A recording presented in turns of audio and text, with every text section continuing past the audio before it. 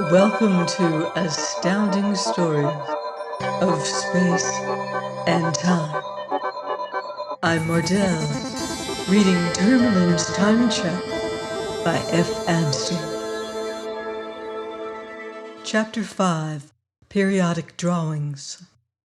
Whether it was natural sin on Peter's part, or an inexcusable spirit of revolt against the oppression of an orrery which Sophia succeeded in picking up at a great bargain at an auction somewhere, his drafts on the Anglo-Australian Joint Stock Time Bank Limited did not end with the one recorded in the preceding chapter.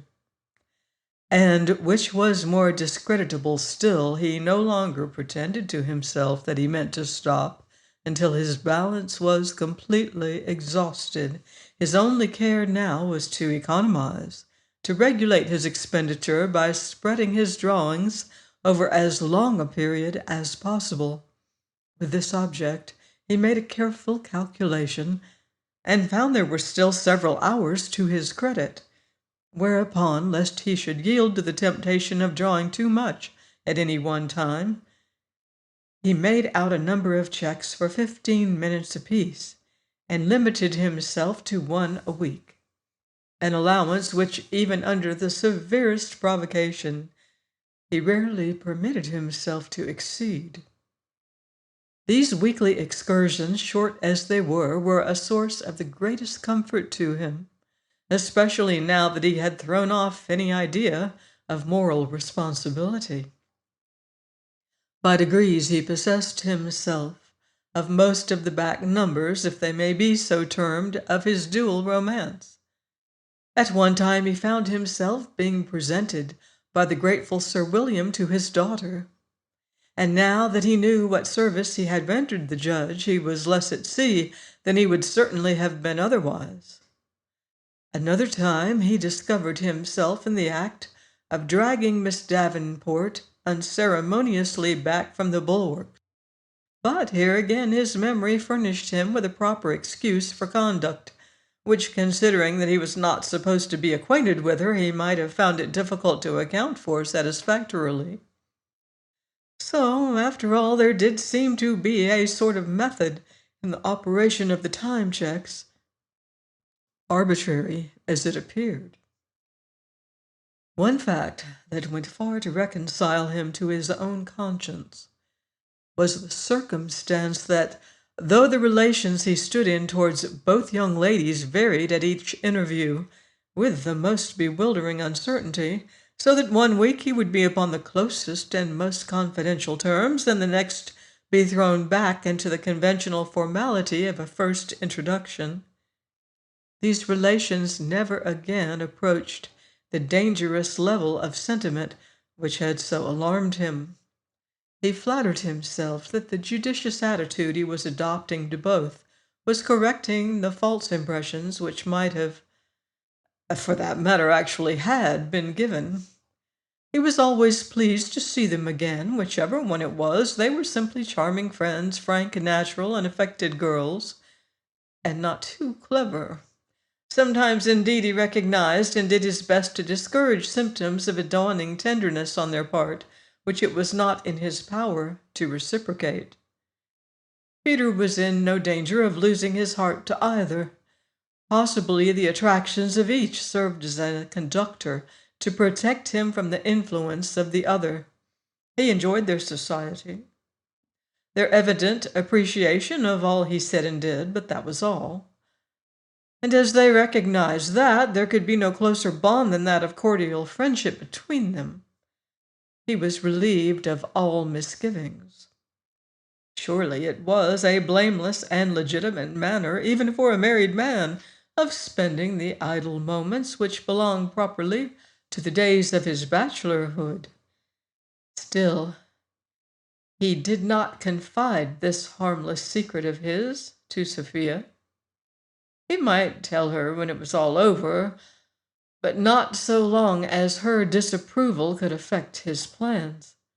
And he had an instinct that such a story as he had to tell would fail to appeal to a person of her accurately logical habit of mind.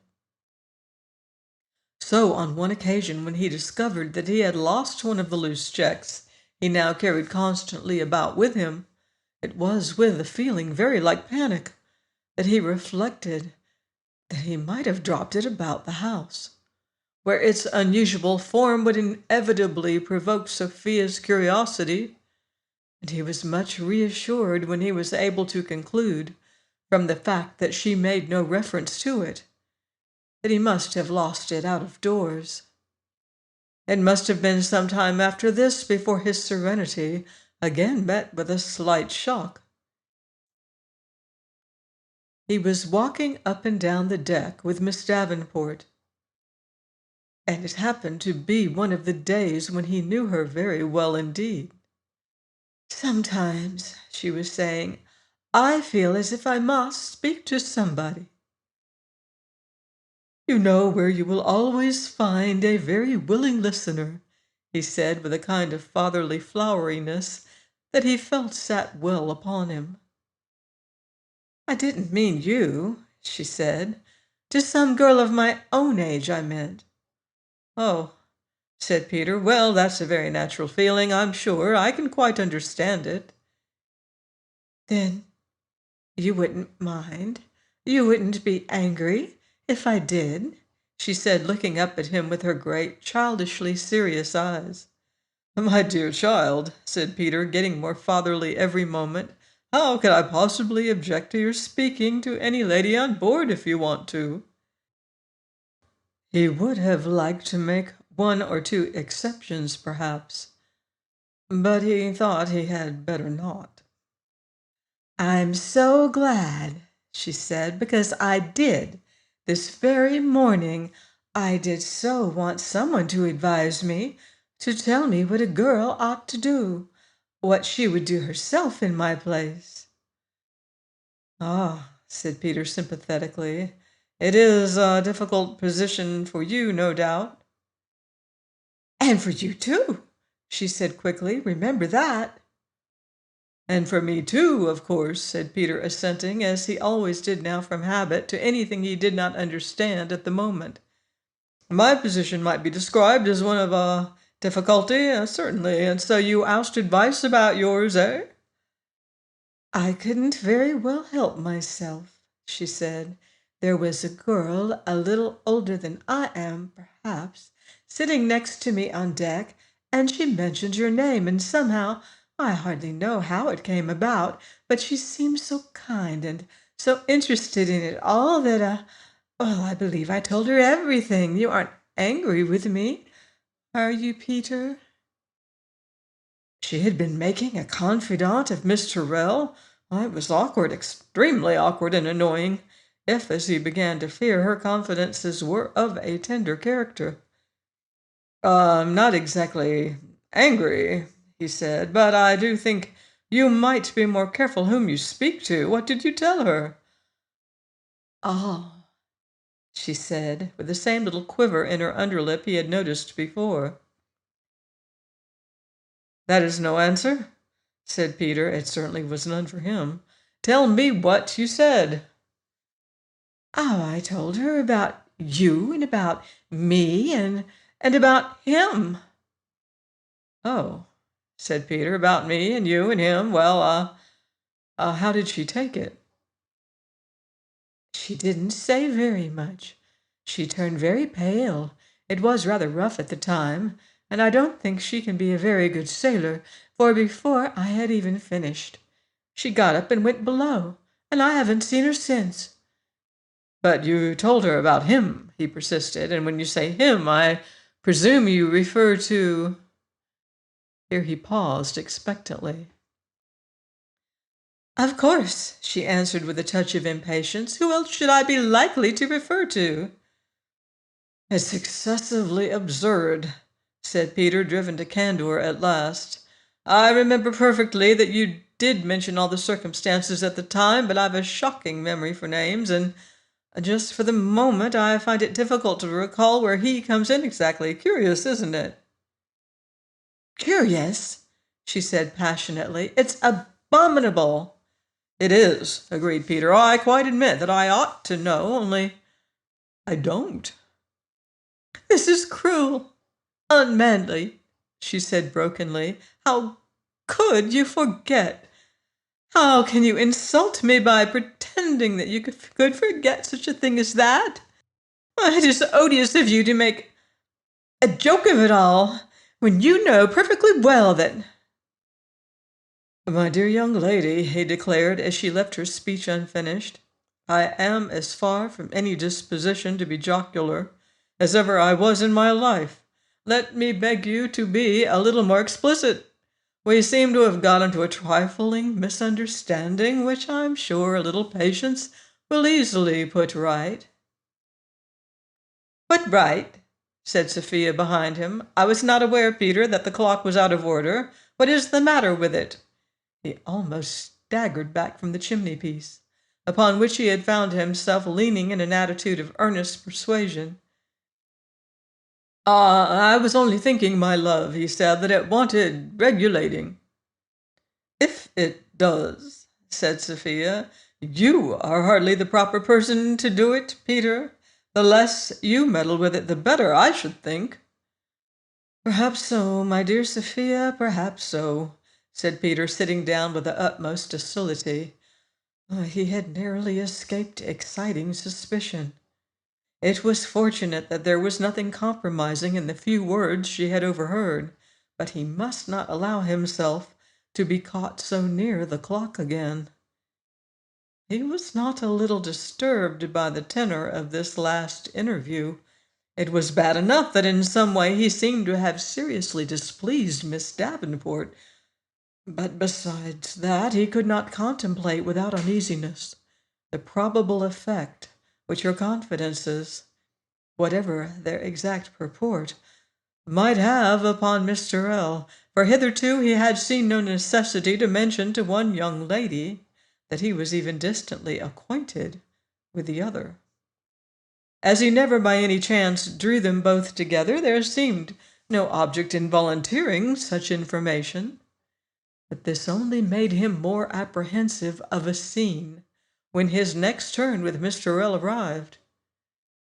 Perhaps he thought it would be wiser to keep away from the Boomerang for a week or two and give them all time to calm down a little. However, he had the moral, or rather the immoral, courage to present a check as usual at the end of the next week, with results that were even less in accordance with his anticipations than before. It came about in this way. He was comfortably seated by the fireplace opposite Sophia, in a cozy, domesticated fashion, and was reading to her aloud, for he had been let off the orrery for that evening. The book he was reading, by Sophia's particular request, was Ibsen's Doll's House, and it was not the fault of the subject, which interested her deeply, but of Peter's elocution, which was poor, that on glancing from the text he found that she had sunk into a profound and peaceful slumber. It was the chance he had been waiting for all day. He was rather tired of Nora, with her innocence and her macaroons, her tarantella, her taradiddles, her forgery, her fancy dress, and he had the check by him in readiness. So he stole on tiptoe to the mantelpiece and slipped the paper under the clock, and was just in time to sink back into his easy-chair before it turned out to be one of the revolving seats in the dining saloon on the Boomerang. There was a tumbler of whiskey and seltzer on the table in front of him, and he was sitting in close confabulation with his former acquaintance, Mr. Perkins, the bank manager. "That's precisely what I don't know, sir, and what I'm determined to find out," were the first words he heard from the latter gentleman, who looked flushed and angry. "But it's a scandalous thing, isn't it?" "Very," said Peter, rather bored and deeply disappointed, for the manager was but an indifferent substitute for the companion he had been counting upon. "Oh, very." "Have you happened to hear anything said about it yourself?" inquired his friend. Not a word, said Peter, on the veracity he always endeavored to maintain on these occasions. To go and shift a statement of that kind onto my shoulders like that, it's like the fellow's confounded impudence. For the moment, Peter felt a twinge. Could the other be referring to anything he had said himself in the music room? But the manager was evidently not angry with him, so it must be some other fellow. Only Peter decided not to allude to the faulty working of the time cheques, as he had half intended to do. Perkins was not in the mood for remonstrances just then. Most impudent, I must say, he replied. And by the way, he added carelessly, what was the statement exactly? Why, bless my soul, sir, cried the manager with unnecessary vehemence. Haven't I been telling you the whole story? Didn't you just ask me who the fellow was who has brought me into this business? So I did, said Peter, and who was he? Your attention seems to be very wandering this evening. Why, I told you the old woman wouldn't give me his name. Peter's alarm returned at this allusion to an old woman. What old woman could it be but the terrible matron whom he had encountered in the music-room? However, it was fortunate that she had not mentioned any names.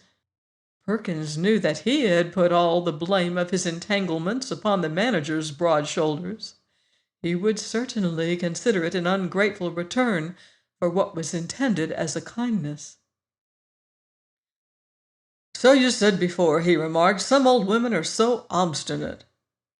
Obstinate, that's the first sensible remark you've made for a long while, said his candid friend. I should think she was obstinate. Why, I talked myself hoarse trying to make that old harridan believe that I was as innocent as an unborn babe of any responsibility for this precious scandal, that I'd never so much as heard it breathed until she told me of it. But it wasn't any good, sir. She would have it that I was the originator.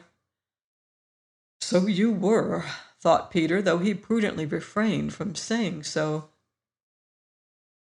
She's going to kick up the deuce's own delight as soon as she meets her brother, and all I could get her to say was that then, and not till then, she would give me an opportunity of having it out with a cowardly villain, whoever he may be, that has dared to lay all this gossip at my door.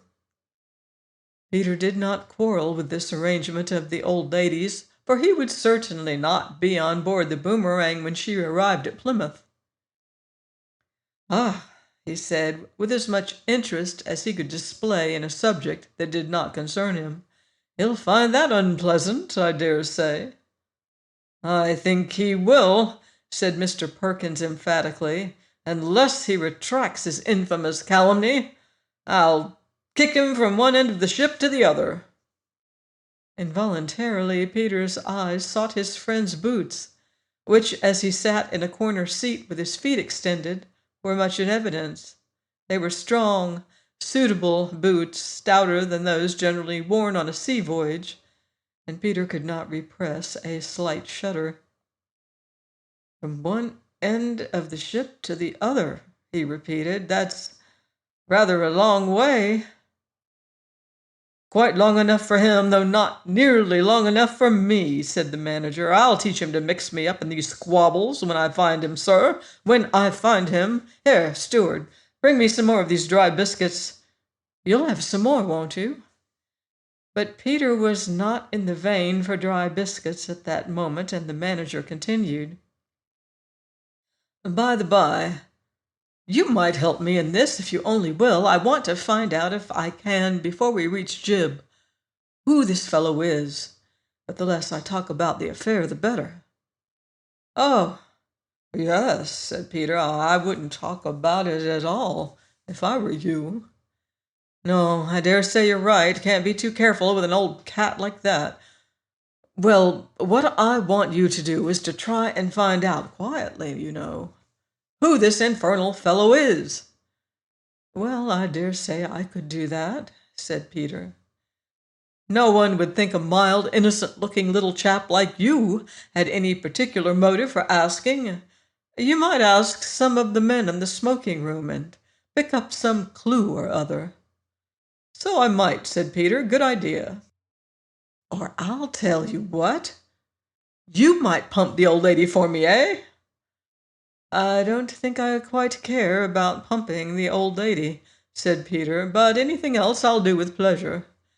"Thanks," said the manager. "That's a good fellow. I knew I could depend upon you." "You can," replied Peter, "though I fancy," he added soothingly, "indeed I am sure you will find that the old woman has made a good deal out of nothing at all." "What old woman, Peter?" asked Sophia with drowsy asperity. "Not Mrs. Linden, surely?" Mrs. Linden? Was that the name of the old she-dragon of the music-room? Oh, why, of course not. He was in his armchair by his own fire, reading Ibsen to his wife. "I don't know, indeed, my love. It may be Mrs. Linden," he answered cautiously. "Nonsense," said Sophia crossly. "She's not meant to be old in the play. And who says the old woman has made a good deal out of nothing? Helmer or Dr. Rank or Krogstad or who? You do read so badly it's quite impossible to make out." "No one says it, my dear Sophia. At least it's not in my edition of the text. You must have imagined it, I think." "I certainly thought I heard you read it out," she replied. "But your voice is so monotonous that it's just possible I dropped off for a minute or two." "I dropped off myself about the same time," he confessed hypocritically. "You wouldn't drop off, or allow me to drop off either, Peter," said Sophia, who was now thoroughly awake again, "if you felt a more intelligent interest in the tremendous problem Ibsen has set in this play. I don't believe you realize in the least what the lesson is that he means to teach. Now, do you, Peter?" "Well, I'm not sure that I do altogether, my love," he admitted. "I thought as much. What Ibsen insists upon is the absolute necessity of oneness between man and wife, Peter. They must belong to each other, complete each other. They must be twin souls. Are you a twin soul, Peter?" "Upon my word, dear, I can't say," he replied in some perplexity. In the present very divided state of his sympathies, he could not help thinking that his soul was more like a triplet. "But think," persisted Sophia earnestly. "Have you shared all your past with me? Is there nothing you have kept back? No feelings, no experiences which you confine to your own bosom?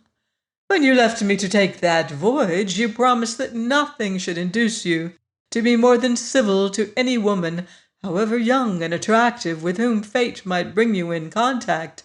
I want you to tell me, Peter, whether when you were returning home on board the Boomerang, you kept that promise or not." Fortunately for him, she put her question in a form which made it easy to give a satisfactory and a truthful answer. "When I was returning home on board the Boomerang," he said, "I did not, to the best of my recollection and belief, exchange two words with any female whatever, attractive or otherwise, until," he added with a timely recollection that she had come on board at Gibraltar, "until I met you. You pain me with these suspicions, Sophia, you do indeed." "I believe you, Peter," she said, moved by his sincerity, which, paradoxical as it may sound, was quite real, for his intentions had been so excellent throughout that he felt injured by her doubts. "You have never told me a falsehood yet, but for some time I have been tormented by a fancy that you were concealing something from me. I can hardly say what gave me such an impression, a glance, a tone, trifles which I am glad to think now had not the importance I invested them with. Ah, Peter, never treat me as Helmer did Nora. Never shut me out from the serious side of your life, and think to make amends by calling me your little lark or your squirrel. You must not look upon me as a mere doll." "My dear Sophia," he exclaimed, "I should never think of addressing you as either a squirrel or a lark, and anyone less like a doll in every respect I never met." "I hope you will always think so, Peter," she said, "for I tell you frankly that if I once discovered that you had ceased to trust me, that you lived in a world apart into which I was not admitted, at that very moment, Peter, I should act just as Nora did. I should leave you, for our marriage would have ceased to be one, in any true sense of the word." The mere idea of being abandoned by Sophia made him shiver. Oh, what a risk he had been running after all! Was it worth while to peril his domestic happiness for the sake of a few more conversations with two young ladies whose remarks were mostly enigmatic, and for whom he was conscious in his heart of hearts of not caring two straws? "Sophia," he said plaintively, "don't talk of leaving me. What should I do without you? Who would teach me astronomy and things? You know I don't care for anybody but you. Why will you dwell on such unpleasant subjects?" "I was wrong, Peter," she confessed. "Indeed, I doubt you no longer. It was all my morbid imagination that led me to do you such injustice. Forgive me, and let us say no more about it." "I do forgive you," was his generous reply to this appeal, which, coming from Sophia, was a very handsome apology. "And we will say no more about it." And upon the whole, Peter thought he had got out of a particularly tight place with more credit than he had any reason to expect. A conclusion in which the reader, however much he or she may disapprove of his conduct on moral grounds, will probably be inclined to agree with him. Join me next week for another installment of Tourmalin's Time Checks, here on Astounding Stories of Space and Time.